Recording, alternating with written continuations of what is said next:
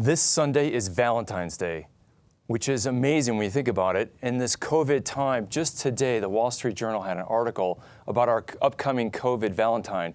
And they surveyed people and they said only 1% of those surveyed said they were going to have an event this Valentine's Day, that they were going to go out for an event. Only 6% said that they were going to go out for dinner. So COVID can be awfully confining. And so the question for us is COVID confinement going to stress or strengthen your marriage? You know, there's a lot of headlines that during this COVID time, divorce has spiked. And yet there's also anecdotes that families have been reunited and strengthened, and other marriages have greatly bonded during this time. What is it going to be for you? That's the question tonight we're going to talk about. You know, I just spent the last weekend with my parents, and they've been married for 52 years, and they're exemplary models of married love. I'm so inspired by them. But my mother has a very creative solution to the problems of COVID confinement. When they get too confined and too close, my mom says to my dad, "Go fish." And my dad immediately obeys her, and he heads out with his ice fishing gear and goes fishing. In fact, I don't think he's missed a day fishing in the last week. And so, you know, the fascinating thing here is we have to find methods to cope and creative ways to strengthen our marriages during these times, these trying times of COVID. And so that's why I'm so excited. We have two special guests joining us this evening to talk about how we can strengthen our marriage. And I'm eager to learn from them and from you some of the tips to strengthen our marriages. And I'm also interested to see if ice fishing was on their top of their list for how to strengthen a marriage.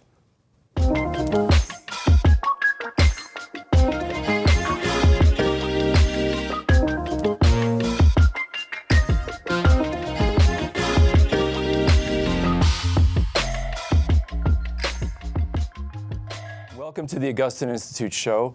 It's a real thrill for me to have two good friends join us this evening, and that is Matt and Mindy Dalton. They started an apostolate called Marriage Missionaries, and which you can find on marriagemissionaries.org. And they do marriage coaching, and they've been doing this for over 14 years. They have a lot of experience in marriage in their own. They have 7 wonderful children, and I think your 4th grandchild is on the way. Is that right, Mindy? Correct. Yes. That's so exciting. It is exciting. Yes. Wow.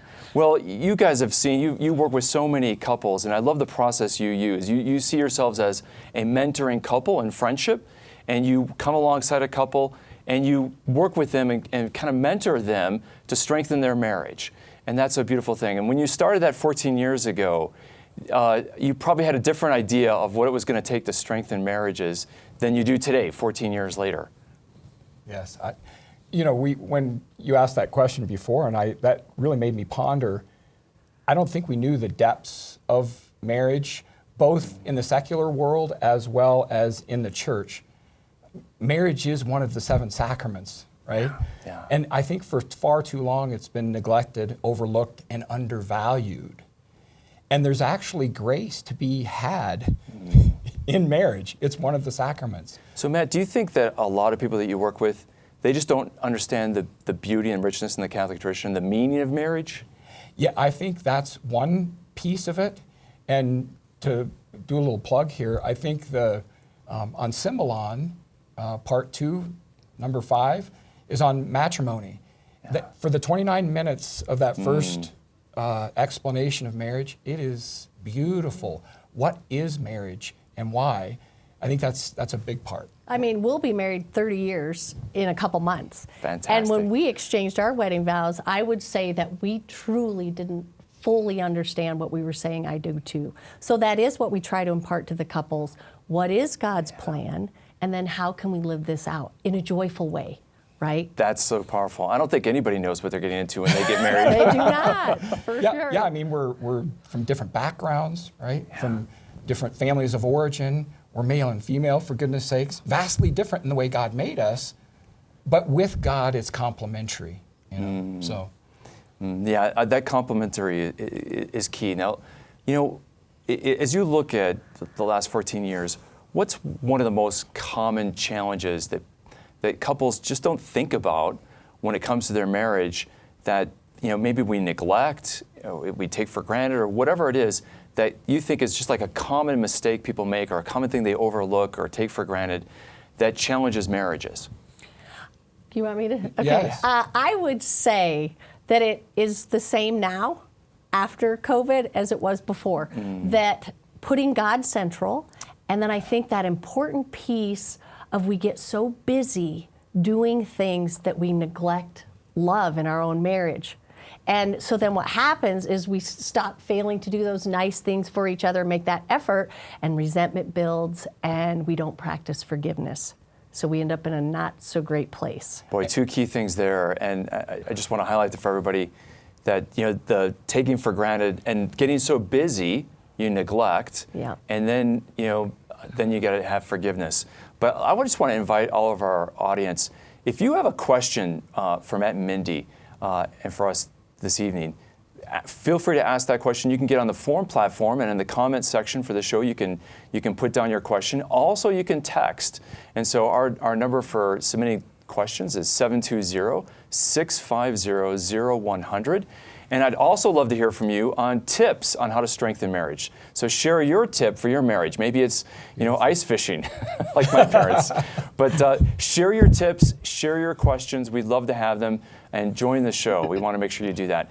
So Matt, what would you think? You know, common things that people take for granted or miss that are easy. That's a really good question.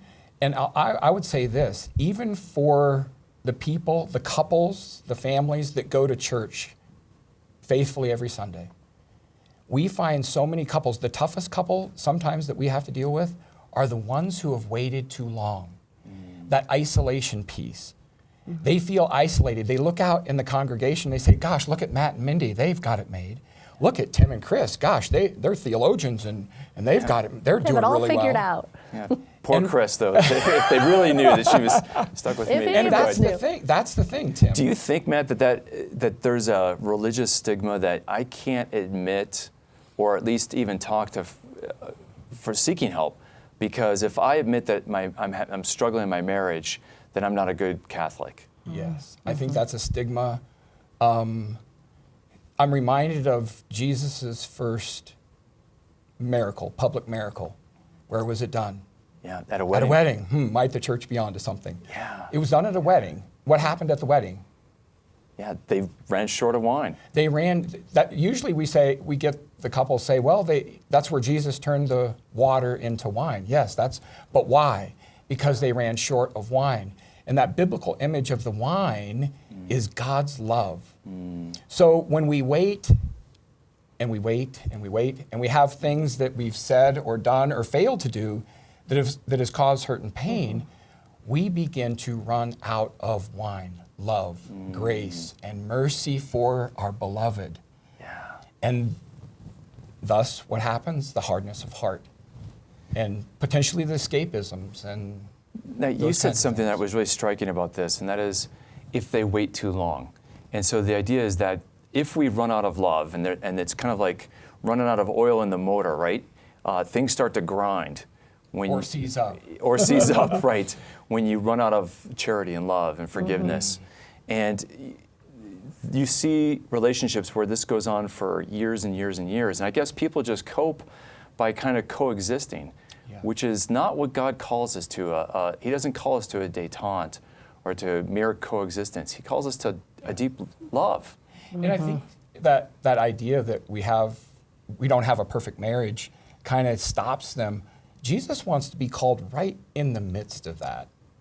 He wants to be invited into every single aspect, and even the not so pretty parts. Yeah, he's waiting for us to invite him in, you know, and into the midst of whatever's going on. Does that take courage for a couple? I mean, do people readily look for help, or do they wait too long?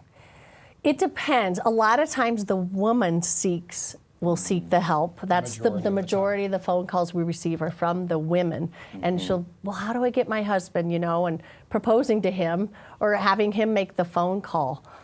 But the hope that we give them, though, let's go back to the wedding feast of Cana. Jesus does the miracle, and because they were running out of wine, and then they partake of this new wine. It's the best wine. It ought to be. Jesus made it, the creator, right? But what happens? What does the wedding party say? you've saved the best for last. Yeah. Even in the midst of, I don't think it's ever too late. Yeah, that's a beautiful sign of hope. So you're saying that, the best can happen later in marriage. Exactly. And that's often the hope that we get. And oftentimes when we talk to the wife, how do I do that with my husband? I think another important piece of at least what Matt and I do with marriage coaching, we do it together.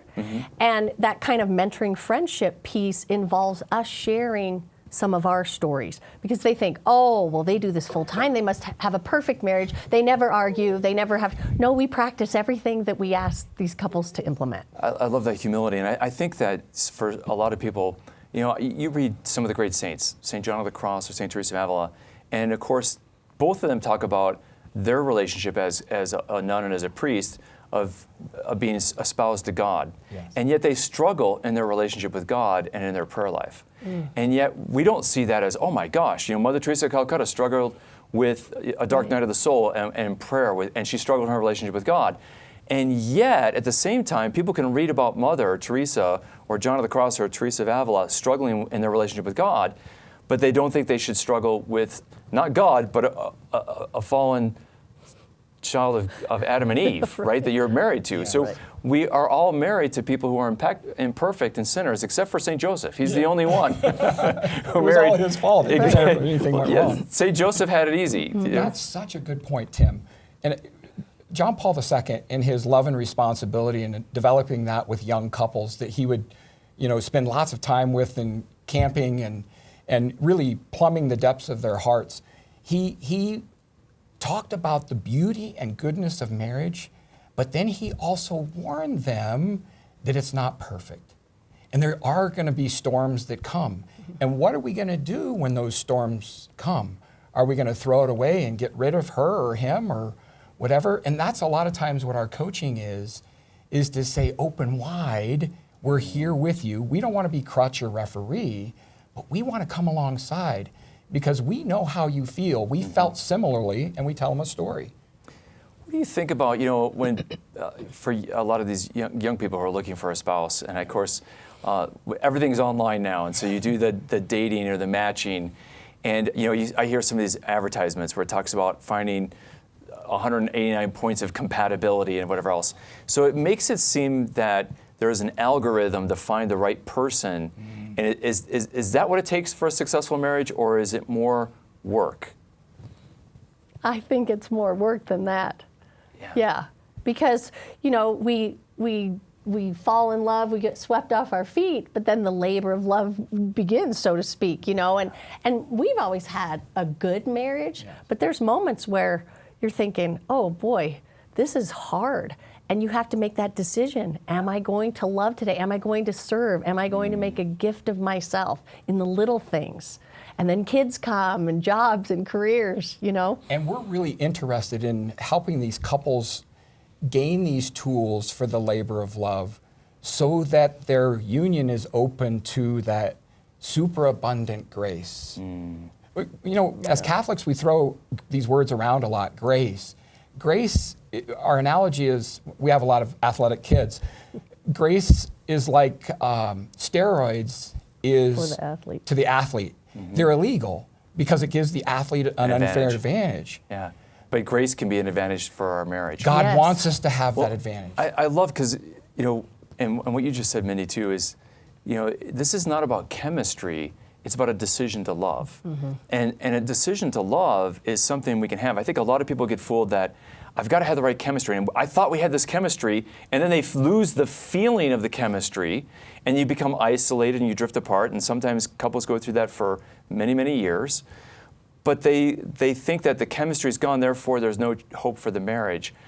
But there's always hope to revive a marriage. I mean, this is the God that we worship who raises the dead. And you have seen marriages that look dead come back to life, haven't you? It's been amazing. For the young people, I'm looking for that chemistry. We always say, well, what happens when the chemistry project ends, right?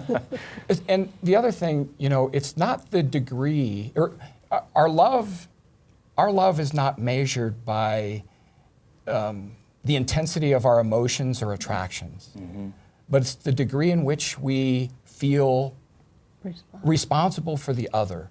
I hold Mindy's heart, and now I'm a steward of that heart, right? And she holds my heart. And if we can not compromise, what is the definition of compromise? Well, I think Webster's giving up one's morals and principles for the reasons of expediency. Wow. Well, I'm just going to That sounds like the world, doesn't it? Right, versus harmonizing in our marriage. Two or Can we three harmonize? parts put together. Takes two to get married, two to tango, but three to get married, right? And when we invite God into that union and we make the decision of the will, there is some suffering that goes along with that, some sacrifice. This culture seems to want to. Well, focus on the so negative. So you talk about sacrifice and suffering and love. Are you saying that love is always going to demand sacrifice? And there's that to be able to love and persevere, we shouldn't be surprised that there's sacrifices involved, right? I mean, I think a lot of people think that if I marry the right person and have the right chemistry, we're not going to have trouble. There's not going to be sacrifice involved. So how do you coach people to realize that sacrifice is going to be part of it, that that's what love requires? And yet, the more we love, the easier the sacrifice gets. There's this paradox. There Right. it is. Beautiful. Well, I think a lot of times we try to get them to look at themselves because it's easier to let everybody know what Matt did wrong or how he could improve as my husband or father. Okay, Mindy, let's take a look. What could you do to be a better wife and a better mother? And it's not huge sacrifices. Sometimes it's just maybe I have plans to go do something and one of the children are sick, so I don't get to go. So it's a sacrifice. Or I think a lot of times we focus on the bad of marriage and the negative versus the opportunities of growth and time together and, like Valentine's and making an effort. Just have date night on your back patio, put the kids down early or Tim, whatever. when we were first married, it was less, sadly, for me about the Father, Son, and Holy Spirit than it was about me, myself, and I. And this may sound like a crazy sacrifice, but my buddies, my friends, if I wasn't playing sports, I was refereeing sports or I was playing sports. And I'd make some sports, off-cuff comment like, you knew I had these friends before we got married. You just got to get used to it, Mindy. Until I started to see that that wasn't a loving thing. I was willing to have fun with my buddies, pick our poison. It just happened to be I couldn't say no to my friends. Willing to have fun with them at the expense of mine and Mindy's joy. Fun is momentary. Joy is everlasting.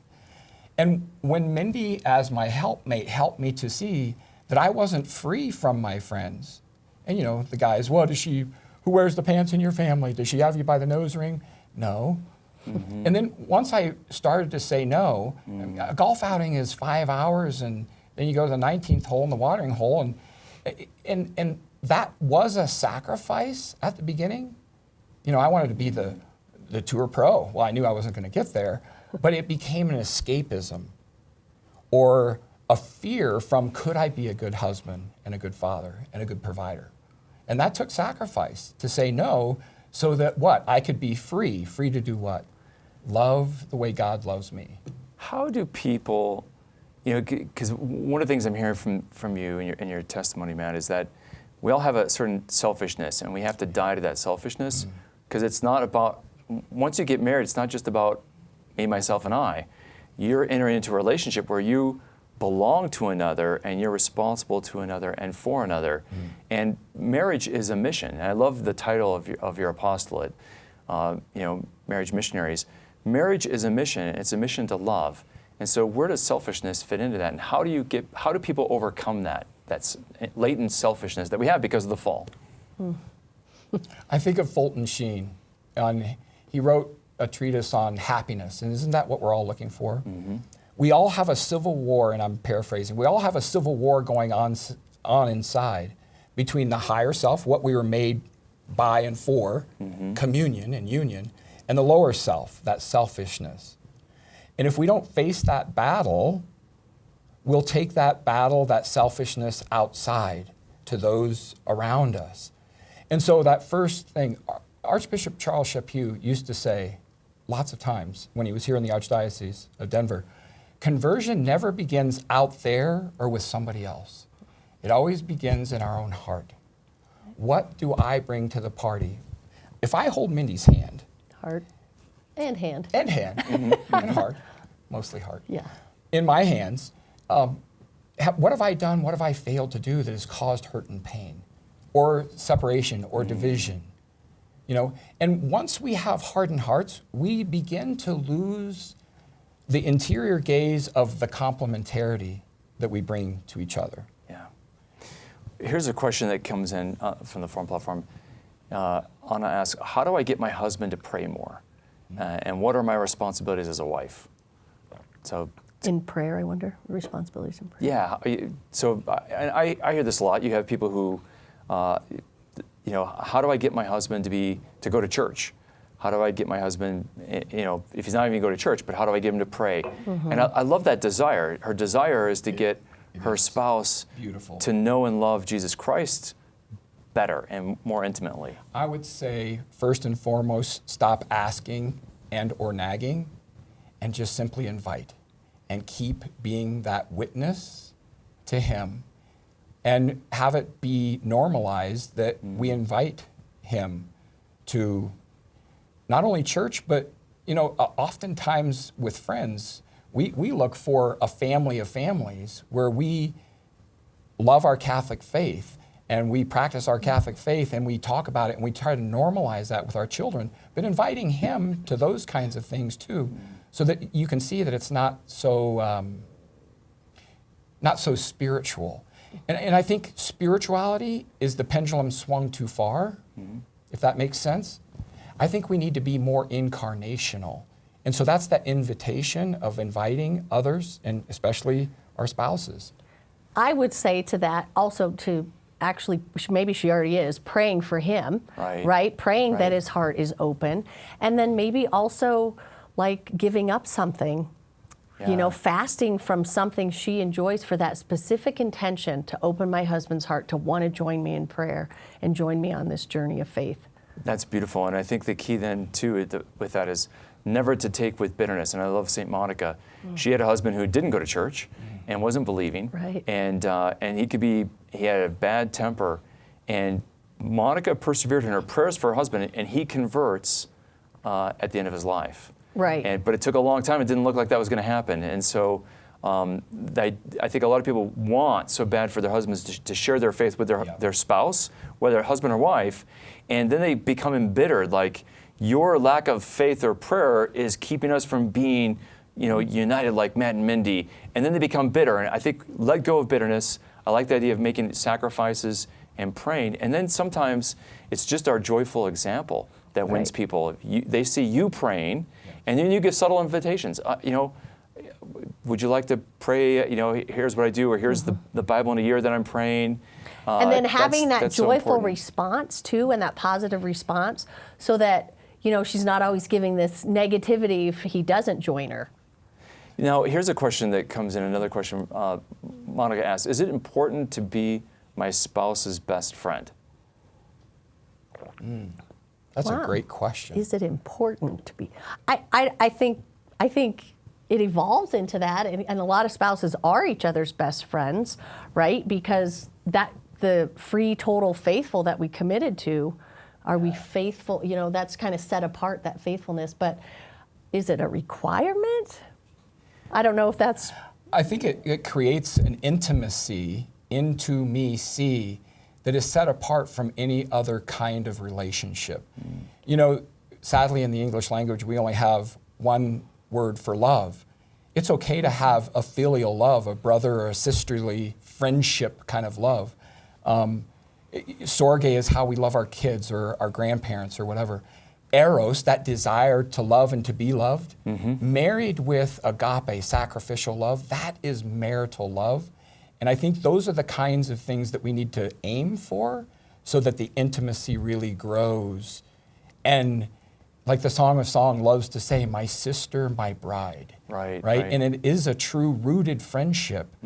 I think that's so important to have that to strive for that deep friendship. But again, I think people sometimes think, well, if my spouse isn't my best friend, they're letting me down. And they have that sense of disappointment. And you always have to be careful of the devil. The devil always wants to sow doubt or disappointment or disillusionment about our relationships. And so from the beginning. And so you have to be careful of that ideal. getting in the way of the, Dietrich Bonhoeffer used to say that the people who were the most difficult to live in community with were the people who valued community the most. Because they got the most upset when people weren't being community, but they became the biggest disruptors themselves by becoming, judgmental. Yes. And being judgmental tends to kill community and friendship and love. And so, it's great if you can be a best friend with your spouse, and certainly strive for that. But don't start with this unrealistic expectation that you then see as a burden. Yes. Right. And then I would say be selective and prayerful about who you share things with, so that they're building you, your marriage, and your family up and not tearing it down. I would just say that that's another piece to it. There was, somebody had a great tip suggestion that I saw come in. For their marriage, they always have a date night, and having a regular date night. What do you think about date night? I think that's really good, actually, because I know for us and our children, we would always either change babysitters, with adults, and make sure we had that time. And sometimes, the kids, oh, you're leaving us again, like it was every night when it wasn't. Right. And I said, hey, when mom and dad are good, then the rest of us are good. And Tim, we'll get so many couples that the hardness of heart, they've escaped into maybe the kids rather than each other as, primary. Yep. And we'll say, we'll ask them, you know what your kids need more than anything in the whole wide world? More than an education and more than a new car when they're 16? They need your love. And so the date night and having regular, consistent, when we communicate and we make an effort to do that, it puts us in a mode of receiving where the other person is coming from. And that's a beautiful thing when we make that effort to spend that time. So you're saying that, especially when you have a lot of kids, you can't feel guilty about it. It's worth investing in. This is part of our obligation to God. And after our obligation to God, our spouses we owe the most after we owe God to our spouse, right? Right, because we think now, when they're all little, they're never going to be gone, but eventually they do move out. And then a lot of couples that haven't nurtured, haven't spent time together, then struggle. Yes. Yeah. So, practical question here. Someone asked, what are some practical tools to strengthen marriage for people? So what would you, each of you give me a practical tool that helps strengthen marriage, something little that people can do. Okay, there's something little, but it's huge, in my opinion, is forgiveness. Practicing forgiveness, not just saying, oh, I'm sorry, and walking away. Actually verbalizing, Matt, I am sorry for the words I said or my tone of voice. Will you forgive me? That's beautiful. And practicing that, and it's not easy. That can be difficult. That's a challenge that we can have, but I think it's foundational because if I'm holding on to resentment from 2 weeks ago, 2 years ago, 20 years ago, sometimes, then our communication isn't healthy. I don't want to serve him, right? I love that. That's Matt. Yeah. And What's yours? 20 seconds. 20 seconds, honey. I was just going to say Proverbs 17:9. He who seeks forgiveness seeks love.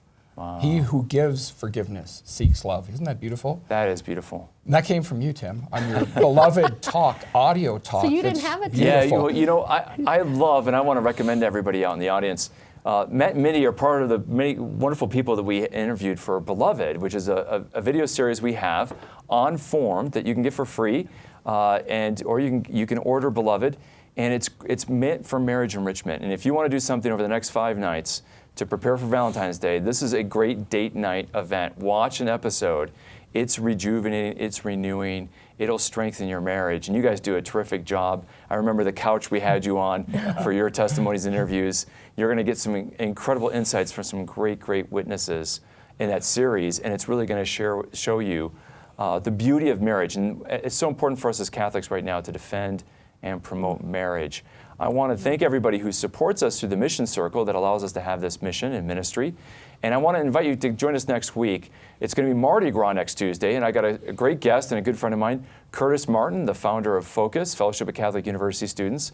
And we're going to talk about how to prepare our hearts for Lent. So it's hard to believe that Next Wednesday is going to be Ash Wednesday next week, and Lent is coming. So get ready for Lent and help us get you ready for Lent by we're going to have a special 1-hour program. Usually we have our Mardi Gras prayer breakfast to support our students that day, but because of COVID, we can't have the Mardi Gras prayer breakfast. So we're going to have a special next week that we hope you can join us with. So we look forward to you seeing you next week with Curtis Martin and how to prepare our hearts for Lent. God bless you. Matt and Mindy, thank you so much for joining. Thank you.